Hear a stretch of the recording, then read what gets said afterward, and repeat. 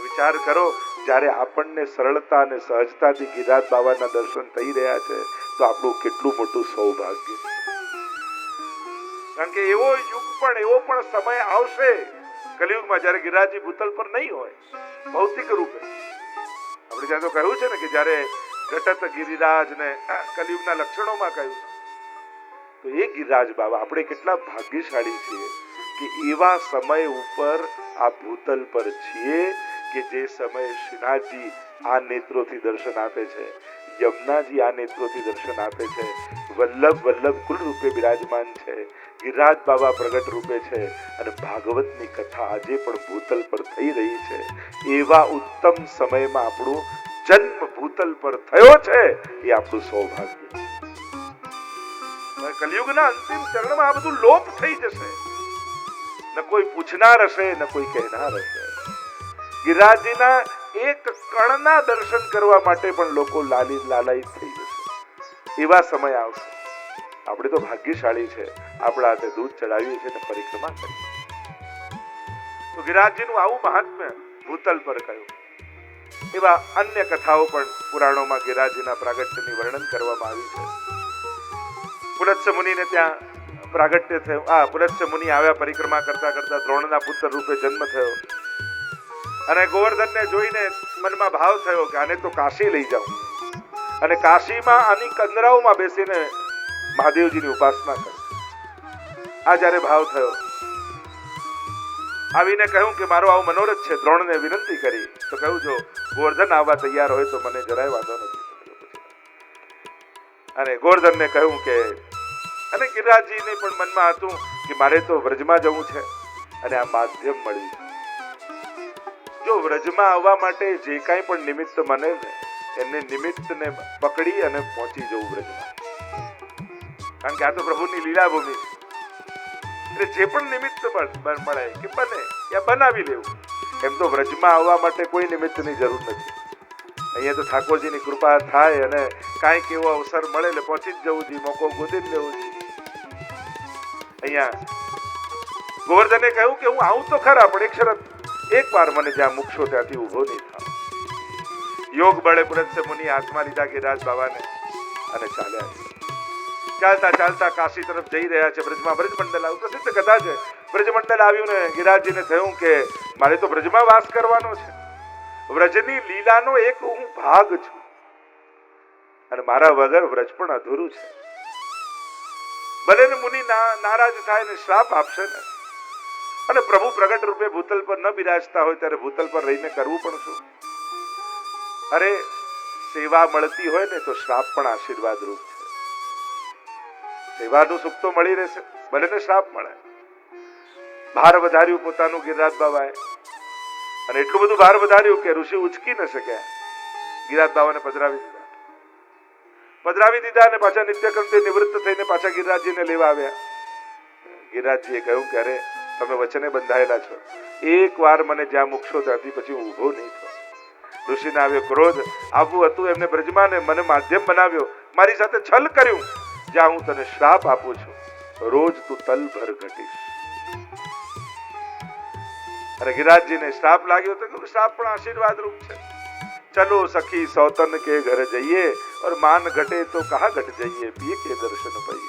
સેવામાં શું માન, શું સન્માન, શું શ્રાપ, શું આશીર્વાદ. સેવાથી મોટો આશીર્વાદ બીજું કાંઈ નથી. જે સમજે છે એના માટે વ્યવહાર ગૌણ છે ને સેવા મોટી છે. સામેવાળાનો વ્યવહાર કેવો છે એ ગૌણની વાત. ઘણી વાર બેઠકજીમાં જઈએ, ઘણી વાર ગિરિરાજજીમાં જઈએ, ઘણી વાર કોઈ જગ્યાએ ઘણાના વ્યવહાર આપણને ગમે એવા ન હોય, પણ એક તુચ્છ વ્યક્તિના વ્યવહારને કારણે મળતી સેવાનો લાભ શા માટે ગુમાવવો? બને તો ત્યારે કાન બંધ કરી લેવા, મુખ બંધ રાખવું, પણ સેવા મળી છે હાથથી, શું કરવા ગુમાવ? અને એટલા માટે વ્યક્તિઓના અનુચિત વ્યવહારને કારણે સ્વરૂપની સેવાનો લાભ ગુમાવવો. ઘણી વાર તીર્થોમાં ઉત્તમ વ્યવહાર નહીં જોવા મળે આપણને, અને એટલા માટે ક્યારે પ્રભુ માટે અભાવ નહીં લાવો, તીર્થો માટે અભાવ નહીં લાવો. વ્યક્તિઓ હોય પણ સ્વરૂપ તો બિરાજમાન છે, પ્રભુ તો છે. નિકટ ન જવા દે તો દૂરથી ઠાકોરજી આમ ફૂટપટ્ટીથી માપીને કૃપા કરે કે આ 5 ફૂટ છે તો એના પર 50% કૃપા, પેલો 10 ફૂટ છે તો 25% કૃપા, પેલો તો છેક 20 ફૂટ દૂર છે, છેલ્લો છે, એના પર કોઈ કૃપા કરાતી છે? પ્રભુ આ રીતે કૃપા કરે? એમની પાસે કોઈ ફૂટપટ્ટી નથી.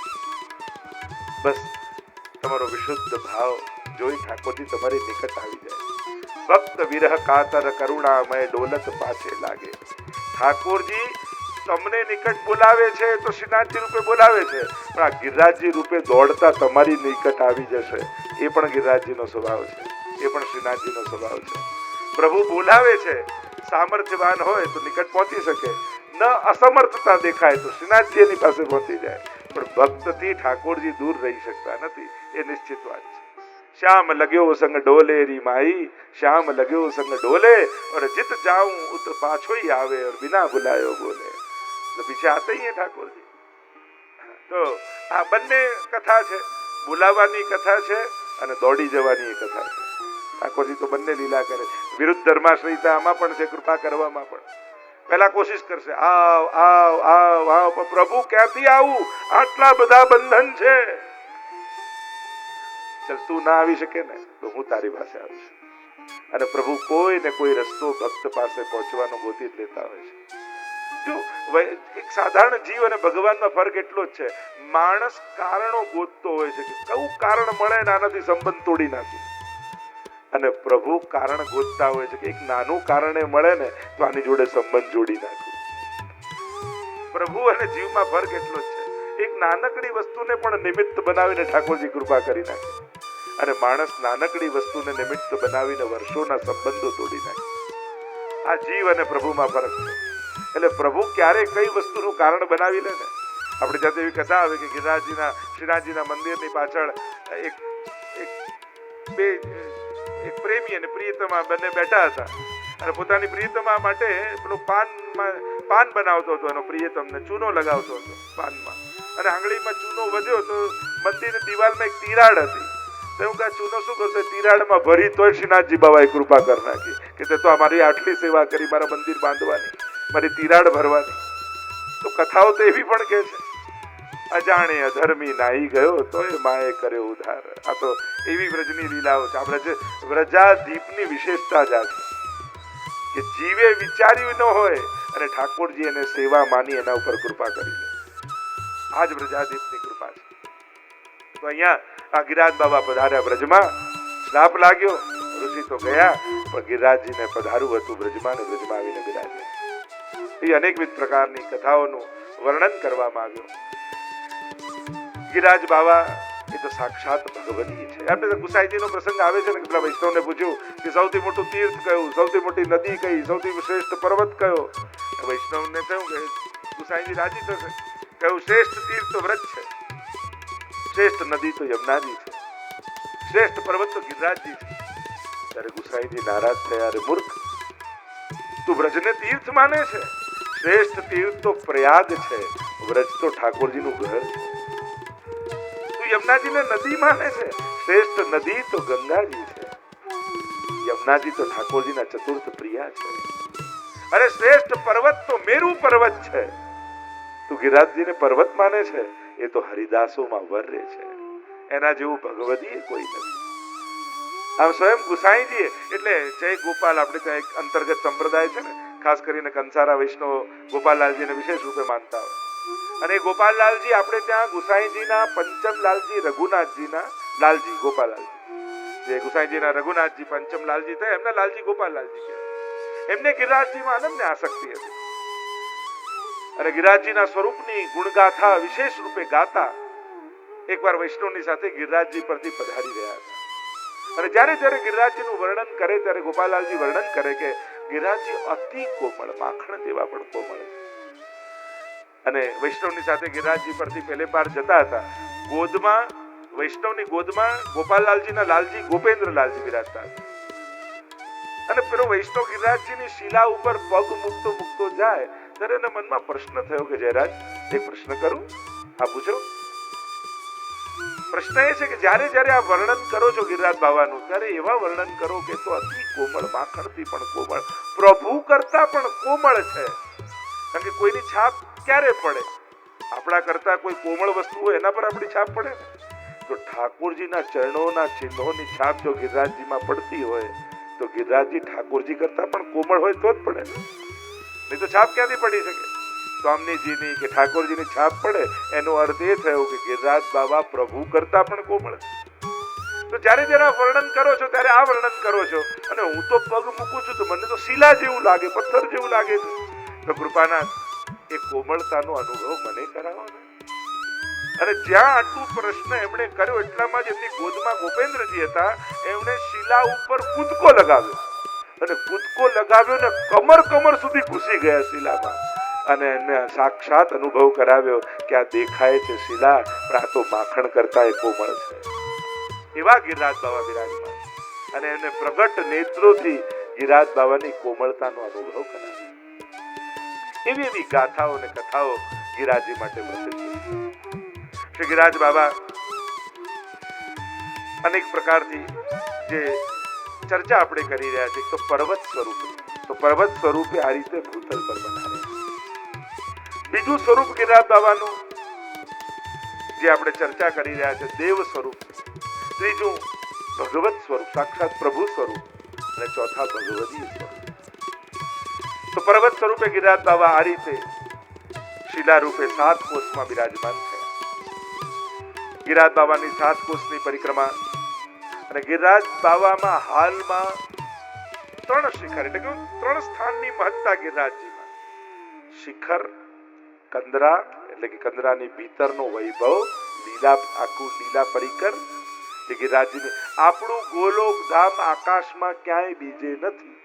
વૈષ્ણવોનું ને વ્રજભક્તોનું ગોલોક ધામ પ્રગટ ગિરિરાજજીની ભીતર છે. અને એટલા માટે મહાપ્રભુજીએ જ્યારે લીલા કરી, આપણે આસુરવ્યામો લીલા કહીએ ને, તો સાધારણ જે આધ્યાત્મિક જીવો હતા એમને સૂર્યમાં તેજપુંજ સમાયેલું દેખાયું, પણ જે લીલાના જીવો હતા એમને સાક્ષાત પોતાની આંખે જોયું કે તેજપુંજ સૂર્યથી અથડાઈ અને ગિરિરાજજીની ભીતર પ્રવેશ કરી ગયો. એટલે કે સદેહ શ્રી મહાપ્રભુજીએ ગિરિરાજજીની ભીતર પ્રવેશ કર્યો. અને ગુસાઈજીના ચરિત્રમાં તો પ્રસિદ્ધ જ છે. મુખારવિંદની પાસે ગોવિંદ સ્વામીને લઈ અને શ્રીનાથજીને દંડવત કરાવ્યા, સાથે લાલજીઓને આજ્ઞા માંગી, અને ગિરધરજીને કહ્યું કે હું તો નિત્ય લીલામાં સદે ગિરિરાજજીની ભીતર પ્રવેશ કરીશ, મારો ઉપરણો બહાર મૂકી જઈશ અને એમની પાછળની વિધિ કરજો, અંતિમ ક્રિયા ઉપરણાની કરજો. અને ઇતિહાસ એમ લખે છે કે ગુસાઈજી પ્રભુચરણ કદમની ડાળ ઉપર પોતાના ઉપરણાને પધરાવી અને સદે ગોવિંદ સ્વામીને લઈ અને ગિરિરાજજીની કંદરામાં પધરાવી.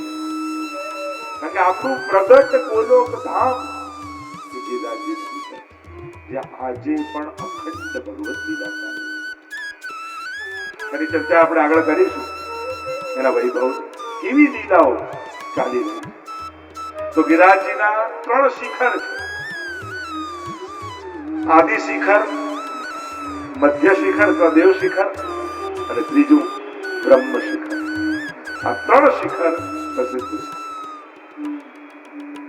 આદિ શિખર એને કહેવાય કે રાધા કુંડથી દાન ઘાટીનો વિસ્તાર.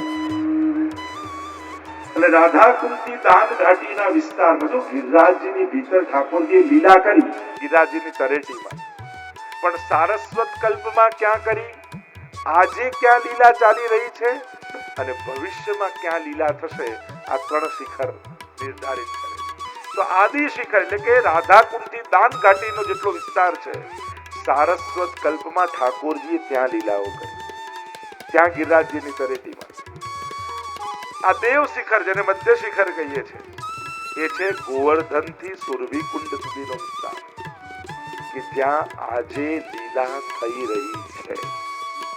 અત્યારે સાક્ષાત લીલાનો અનુભવ આપણે ત્યાં કહેવાય કે આ મધ્ય શિખર જેને દેવ શિખર કહીએ, એટલે કે ગોવર્ધનથી સુરભી કુંડ સુધીનો જે વિસ્તાર છે ત્યાં આજે ઠાકોરજી લીલા કરી રહ્યા છે. અને બ્રહ્મ શિખર, અને બ્રહ્મ શિખર જ્યાં ભવિષ્યમાં લીલા કરશે એ છે સુરભી કુંડ થી લઈને અપ્સરા કુંડ સુધીનો વિસ્તાર છે, ત્યાં ભવિષ્યમાં લીલા કરશે. એટલે આપણે એમ કહ્યું કે શ્રીનાથજી બાબા પધારશે પાછા બ્રજ, અને ક્યાં શ્યામ ઢાકના વિસ્તારમાં, ત્યાં પાછા એ વિસ્તારમાં ઠાકોરજી બિરાજશે એમ કહીએ છીએ. હવે પ્રેક્ટિકલી વિચાર કરજો, ઠાકોરજી કોઈ લીલા કરે ને એના પહેલા પોતાની વ્યવસ્થા પણ કરતા. હવે નાથક દ્વારા છે રાજસ્થાન સ્ટેટમાં, વ્રજ છે યુપીમાં. હવે કોઈ સ્ટેટ વાળા પોતાના આવા ઈષ્ટ સ્વરૂપને બીજા સ્ટેટમાં જવા દે? કોઈ બદલવા દે? પ્રેક્ટિકલી કાયદાકીય રીતે જુઓ, પણ આજે પણ શ્યામ ઢાકનો વિસ્તાર એ રાજસ્થાન સ્ટેટમાં આવે છે. ઠાકોરજી કીધું કે હું ત્યાં પધારીશ, એટલે ઠાકોરજીને સ્ટેટ પણ ચેન્જ નહીં કરવું પડે અને વ્રજવાસ પણ થઈ જશે. હવે જયારે રાજ્યોના ભાગલા પડતા હતા ત્યારે કોઈ પુષ્ટિ માર્ગી એમાં હતું કે જેને શ્રીનાથજીની ઇતિહાસ વાંચ્યો હોય અને શ્રીનાથજીની આજ્ઞાને વાંચી હોય કે હું પાછો વ્રજમાં આવીશ ને ત્યાં વ્રજવાસ કરીશ? એટલે પ્રભુ વ્રજમાં પણ આવી જશે અને એમણે રાજસ્થાન છોડવું નહીં પડે. એટલે પ્રભુ પોતાની વ્યવસ્થા પોતે કરતા હોય છે. એટલે ભવિષ્યમાં બ્રહ્મ શિખર ઉપર લીલા થશે. તો આમ 3 શિખરની મહત્તા છે. એ જ રીતે તળેટીની મહત્તા આપણે ત્યાં બતાવવામાં આવી. અને આ તળેટીની મહત્તા, ગોલોક ધામમાં પ્રવેશવા માટે 8 દ્વાર છે કે જ્યાંથી પ્રવેશ થાય. અને આપણા અષ્ટ સખાઓ એ 8 દ્વારના મુખિયા. જો આપણે ત્યાં 5 સ્વરૂપ ગિરિરાજજીના માનીએ, જ્યારે ગિરિરાજજીની ચર્ચા કરવા નીકળ્યા છીએ તો 5 સ્વરૂપ ગિરિરાજજીના, તો સ્વરૂપ 5 અને દ્વાર 8. આ 2 કંઠી તમે કયા 2 મંત્રની દીક્ષાથી લો છો? અષ્ટાક્ષર અને પંચાક્ષર. એક અષ્ટાક્ષર શ્રી કૃષ્ણ શરણમ 8 અક્ષર છે. આ એક અક્ષર એક દ્વારના તમને અધિકાર સંપાદન કરાવે.